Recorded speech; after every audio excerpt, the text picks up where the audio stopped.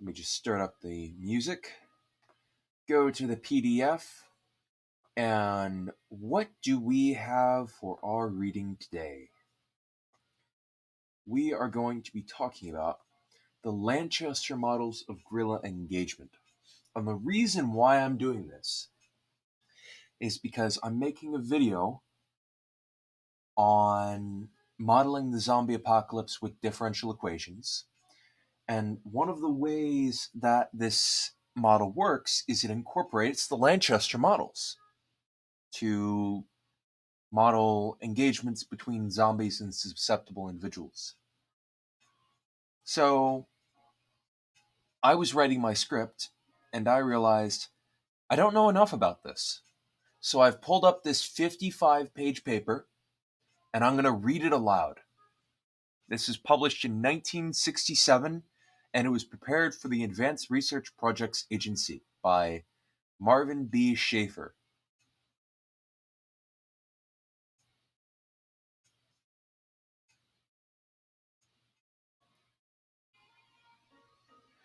So, this memorandum develops a set of Lanchester-type equations modeling small force guerrilla engagements that are typical of the early stages of insurgency.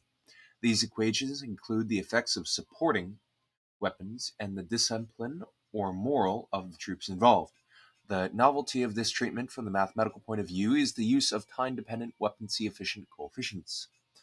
Although the models and theories are not adequate to predict the outcome of insurgency, they should prove useful for examining the credibility of casualty claims associated with such conflicts.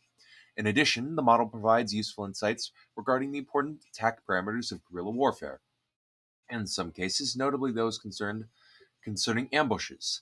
The theory suggests new to military hardware, which in the past has been difficult to justify on analytical grounds.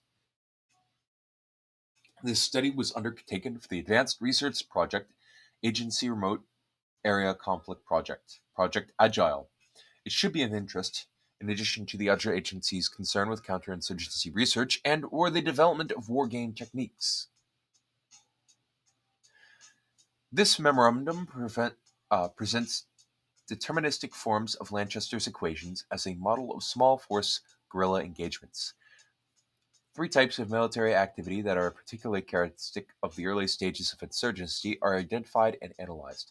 A skirmish, in which both sides use maneuver and surprise, is not a major factor. Ambush, a surprise attack causing weapon efficiencies on both sides to undergo rapid and significant changes during the early stages of conflict. And a siege, the attack of a fixed perimeter fortification. As you can see, this might be very useful for modeling zombies. The effects of troop captures and morale and or discipline, as indicated by battle-stress desertions, are included in each case. Battle-stress desertions will actually be useful as well because susceptible individuals don't desert, they just turn into zombies. Numerical solutions for illustratively chosen parameters are attained by digital computers. In the skirmish situation examined, discipline and morale, as well as weapon efficiency and force size, are shown to have a critical effect on the outcome, duration, and casualty production of the battle. In addition, it is shown that timely introduction of supporting weapons, particularly when the targets are densely clustered, can be of decisive influence. Although these effects are well known, the present treatment is novel in that the discipline and morale and supporting weapon factors are treated explicitly, thereby enabling greater precision in predictions. In the ambush situations examined, it is shown that the absence of supporting weapons, the ambusher is usually successful against forces numerically 50% and often 100% larger.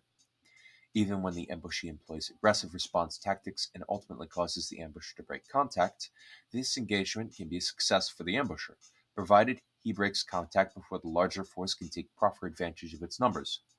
Despite the defender's use of rapid response, short-duration support weapons, ambushes are still generally successful if they are well prepared and executed. A major deficiency of the rapid response devices previously investigated is that they concentrate on casualty production, not fire suppression.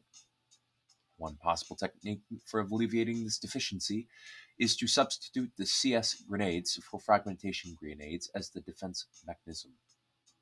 Two stages of siege are postulated and analyzed: a softening up barrage and an assault. The objective of preliminary barrages are reduction of defensive artillery and softening of the defensive perimeter. The advantages of a preliminary barrage must be weighed against loss of surprise when accompanying this action. The attacker's decision as to the advisability of pressing the follow-up assault is based on his estimation of the degree of neutralization of defense artillery achieved, whether or not the defensive perimeter is negotiable, and whether or not the attack can be completed before defense artillery and heavy artillery aircraft support can arrive.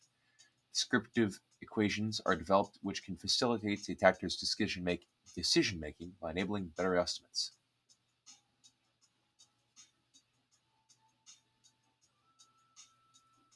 So, which one do we want to look at first? I think the introduction.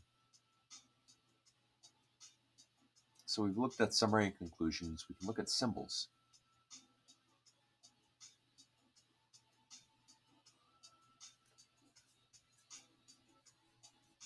Hmm.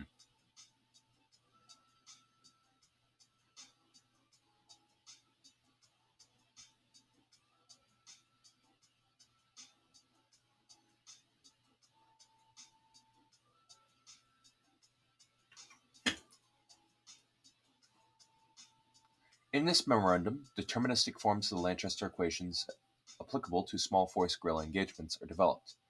Lanchester equations are based on the assumption that the attrition suffered by either side in conflict is a function of the strengths of the forces involved and the efficiency of their weapons. The equations are deterministic in that they are applicable, on average, to a large number of similar engagements.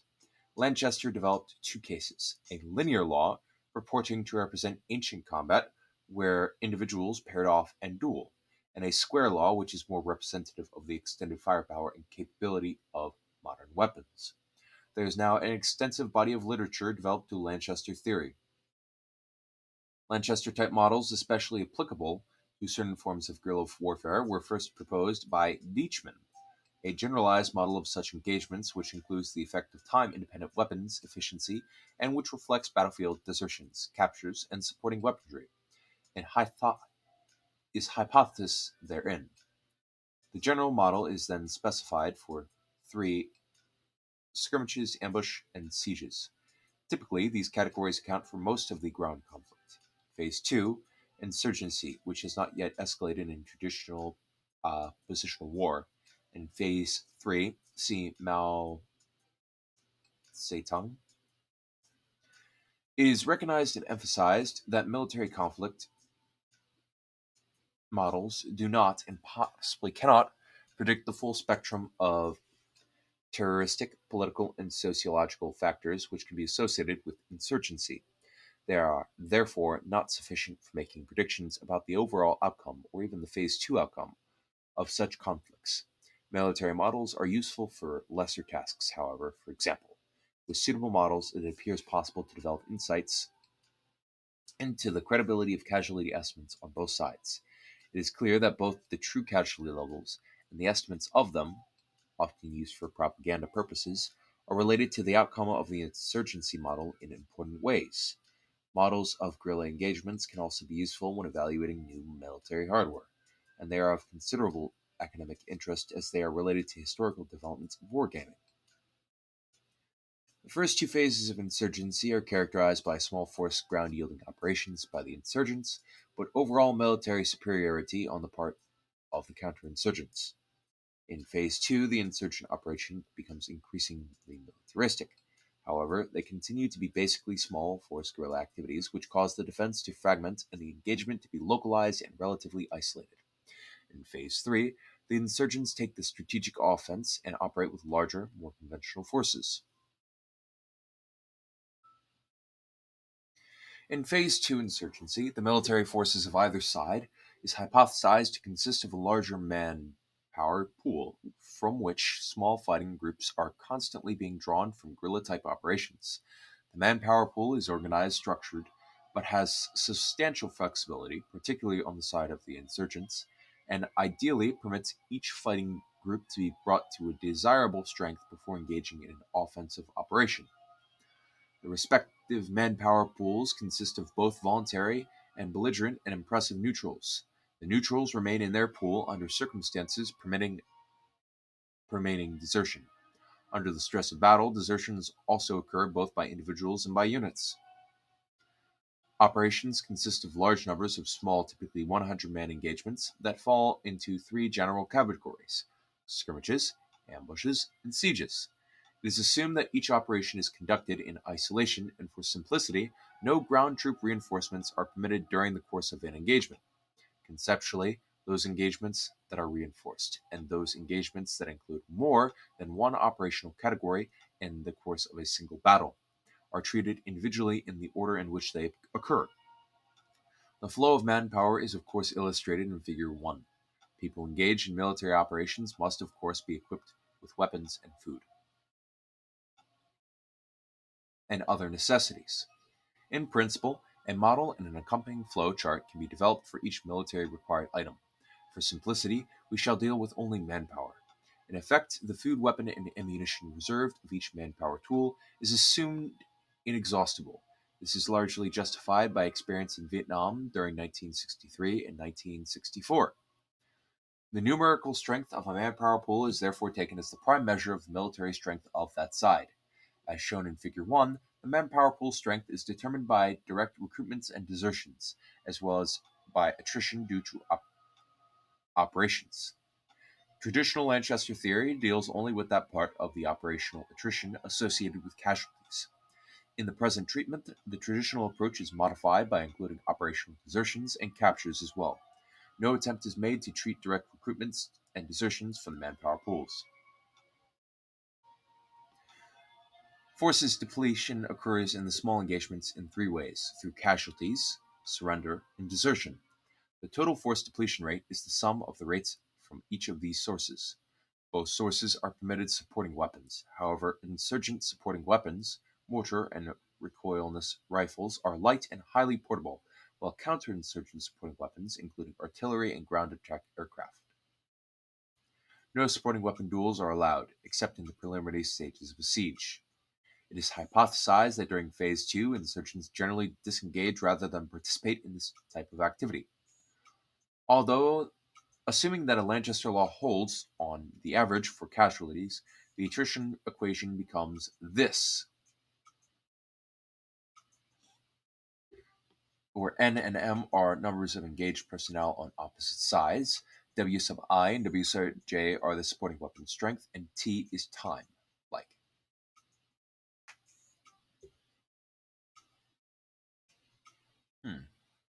Fairly interesting. Lanchester's original equations can be expressed like this. Upon integration, the ancient combat version leads to the linear law, whereas the modern combat version leads to the square law.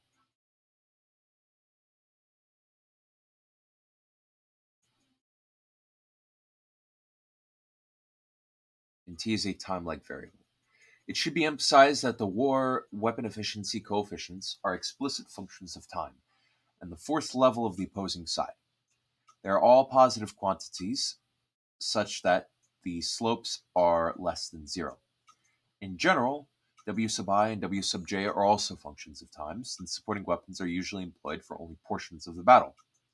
Two assumptions are made concerning the surrender and desertion rates. 1.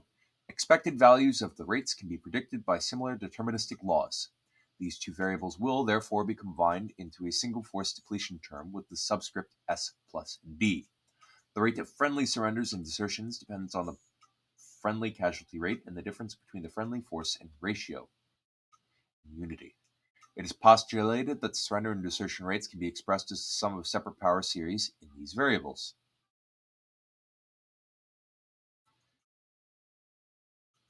Since equations 2 are added to equations 1, a sub n and a sub n must be equal or less than 0. Otherwise, these terms could prevent casualties due to firepower from appearing in the model. In a self-policing military group, it can be assumed that A equals 0, although this permits either or both surrenders and desertions as soon as a superior enemy force is encountered, and or as soon as casualties are sustained. It does not permit non-battlefield defections or desertions from the fighting group. The coefficients reflecting the training and motivation of the troops are the coefficients listed here, B sub n, B sub n, C sub n, and C sub n, reflect the training and motivation of the troops.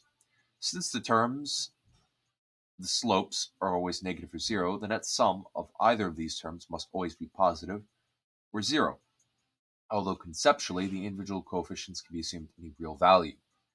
The greater of the sums of either of these sets of terms, the poorer the motivation and discipline of the people involved. As an approximation for computational purposes, only the first order terms in the slopes and the first and second order terms in the logistic terms will be retained. The resulting generalization attrition equations are these. As previous, are these logistic equations?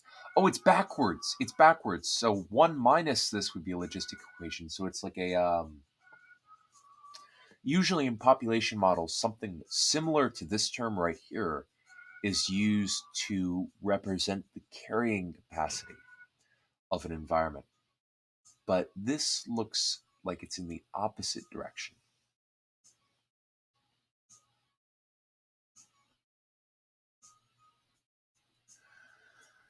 Note that when they incorporate properly chosen C sub n and n coefficients, the logistic terms can also simulate the act of breaking off an engagement. This is keeping with the guerrilla tactic of fading into the jungle, i.e., when guerrilla forces are outnumbered or at some disadvantage, they will gradually disengage with the remaining troops fighting a rear guard action. When the coefficients are used in this fashion, they also become arbitrary functions of time, since the action is deliberate and under the control of the unit commander. Equations 3 are sufficiently general to represent a wide variety of guerrilla engagement situations. These special cases, skirmishes, ambushes, and sieges, will be considered in the following sections. A skirmish, as defined herein, involves a relatively limited commitment of resources where the rifleman engagement parameters are on average independent of time.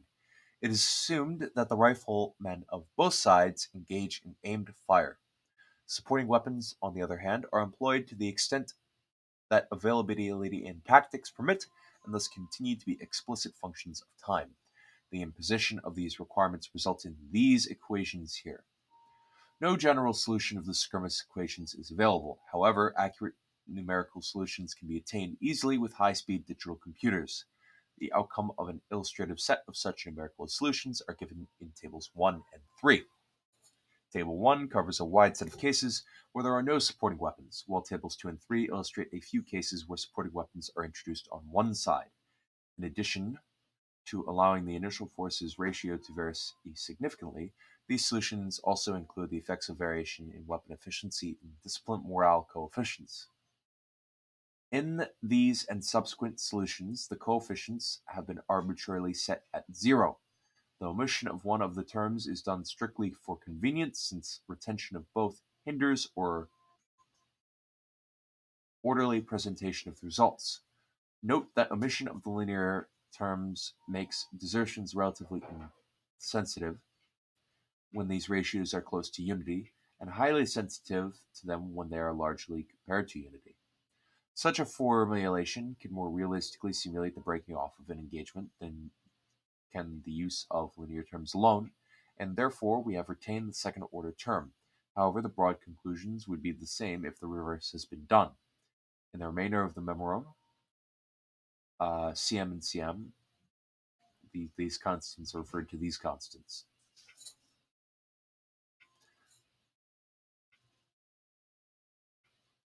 Assume this term is fixed. This will require this term here to assume these values, and it would imply that the result of every casualty, troops surrender or desert. Although the value of this constant are assigned arbitrarily, they are reasonable, as shown below. From elementary probability considerations, the weapon efficiency correlate coefficient for aim fire can be approximated, where the average rate of rifles and illustrate value, a presented area of prone infantrymen, and a single hit disability probability to rifle fire are all taken into account. The reader is cautioned against accepting the illustrative interpretation literally, since the parameters have been oversimplified for brevity. For example, the presented area of infantrymen, the single hit disability probability, and single shot radical disproportion of fire are actually functions of range and of whether an attack or defense procedure is being maintained.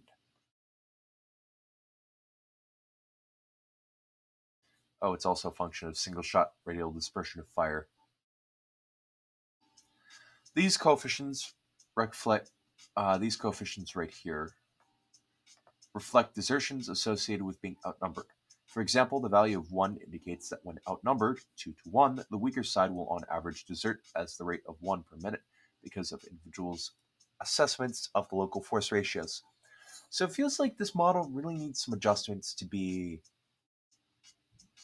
useful for the zombie apocalypse, because zombies don't desert. They just keep on moaning and groaning and shuffling and biting.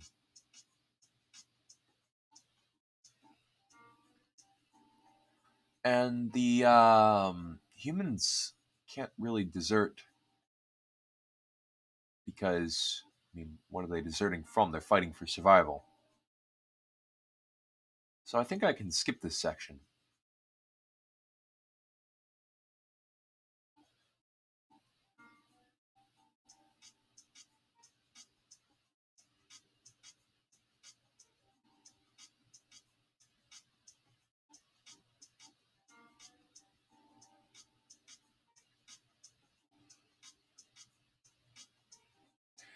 And we can move on to ambushes.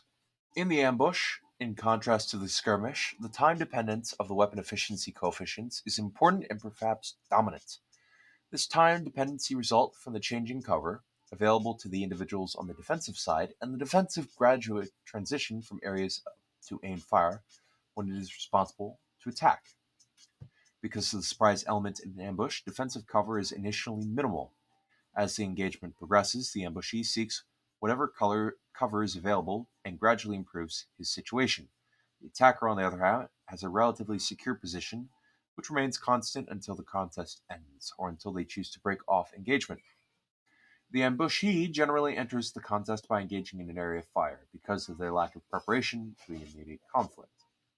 However, as the battle unfolds, the defensive maneuvers attempt to locate the attackers, rushes the opponent's position if possible, and gradually switches from area to aimed fire. The ambushers, on the other hand, engage in aimed fire throughout, although its net quality deteriorates with time.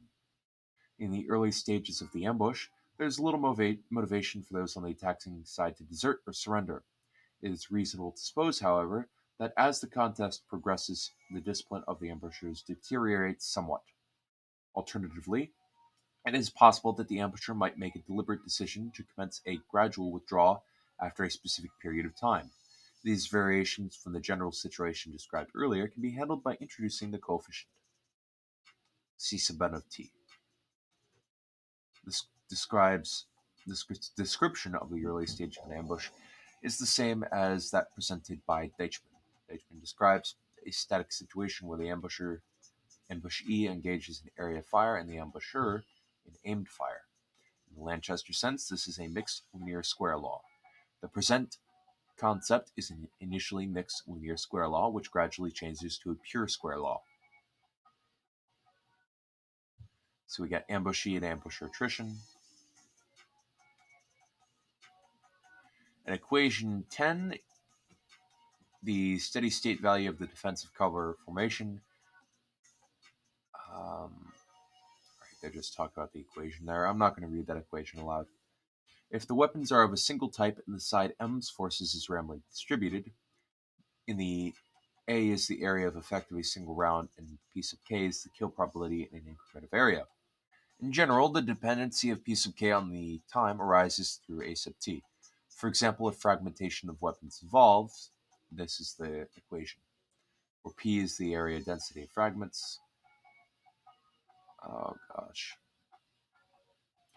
When equation 10 is interpreted for prone troops against high explosive fragmentation weapons, typical value is 0.5 feet squared.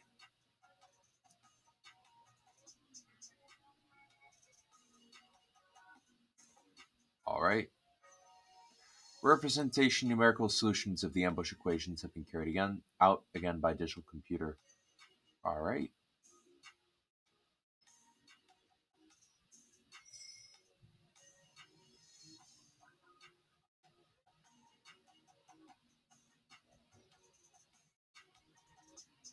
Alright, I'm not thinking this is useful at the moment.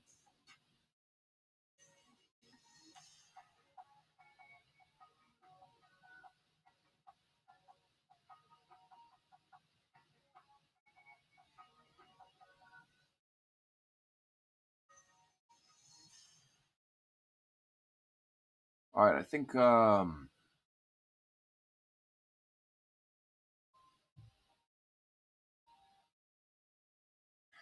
conceptually, a force which is ambushed by an opponent of equal numerical strength has some hope of victory if supporting weapons can be brought into the battle in a timely fashion. One technique for rapid support weapon response, which has been widely investigated in recent years, is the equipping of the lead vehicles in a column with peripheral claymore mines and a rapid-firing anti-personnel grenade launchers. You see, I'm not really worried about this because, zombies, they just shuffle and rumble. They don't go and strap mortars onto trucks.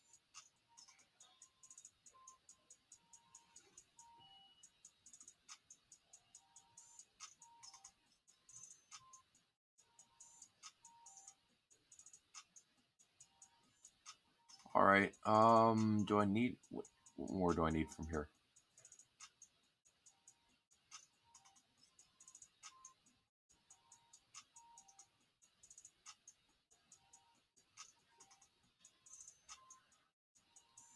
Um.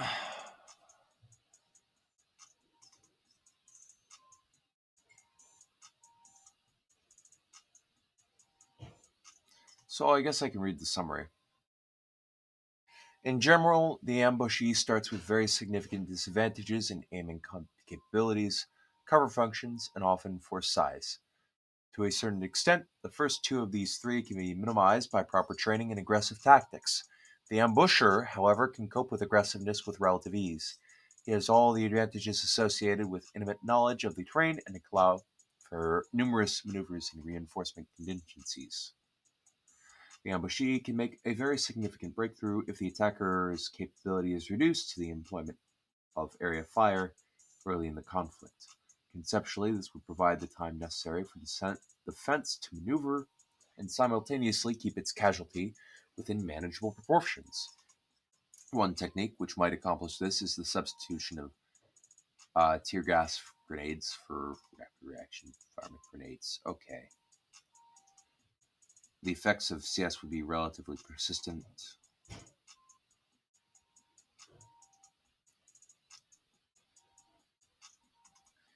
In the absence of supporting weapons, ambushes can be successful against forces which are numerically twice as large as the ambusher's force, provided the ambushee has less than perfect discipline and or is sluggish in attaining parity with opponent. Even when they are ultimately unsuccessful, ambushers are quite costly in terms of casualties for the ambushes. This suggests that a useful tactic for the smaller force is to initiate an ambush with the intention of disengaging when the defenders have reached near parity in aiming ability and cover. In the absence of supporting weapons, well-prepared and executed ambushes are usually successful against forces numerically 50% larger than ambushers.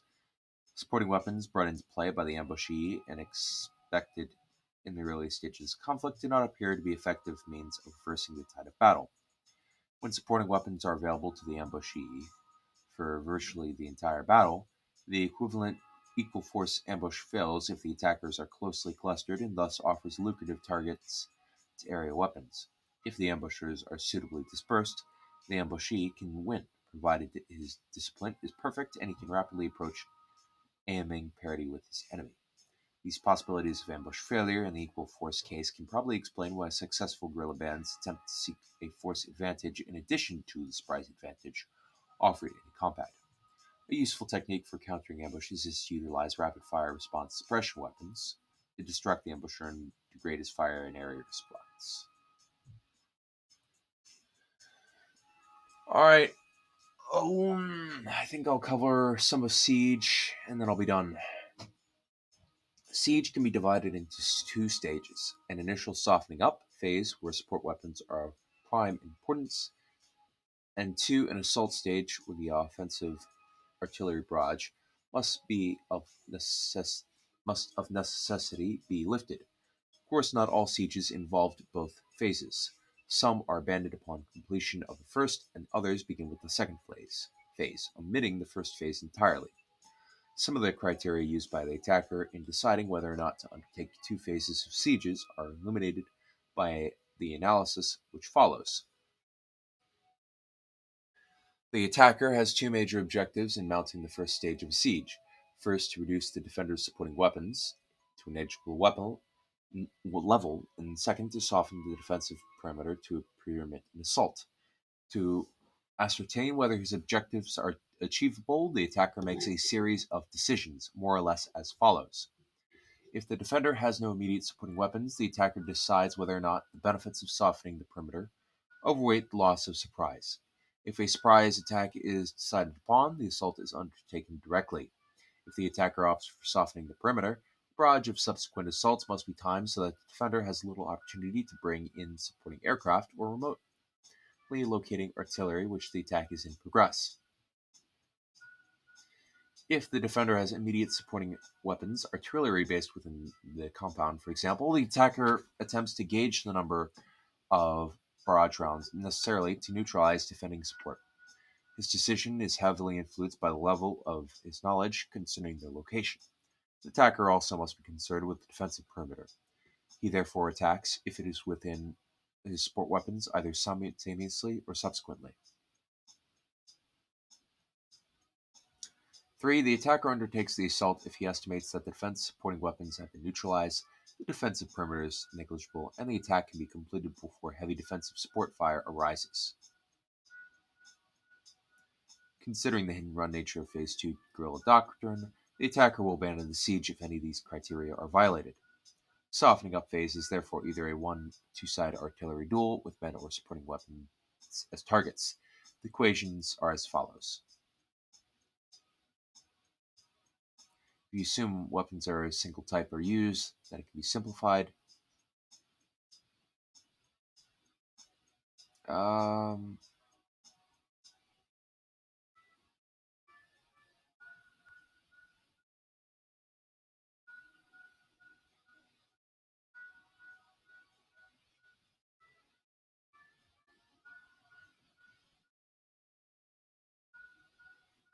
Alright, so I think I've got everything I needed from this paper to go and continue on with writing my script, so I'm going to end the stream here. Thank you for watching.